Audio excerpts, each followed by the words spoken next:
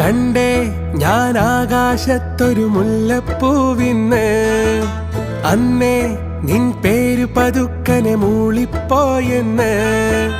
പെണ്ണെ നിന്നുള്ളിലിരിപ്പിവനെങ്ങനറിഞ്ഞെന്ന്, പിന്നെ ചെറുമുന്തിരി പോലെവൾ ചോന്നു തൊടുത്തന്ന്.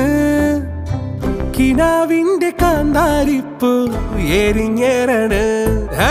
കണ്ടേ ഞാൻ ആകാശത്തൊരു മുല്ലപ്പൂവിന്ന്, അന്നേ നിൻ പേര് പതുക്കനെ മൂളിപ്പോയെന്ന്.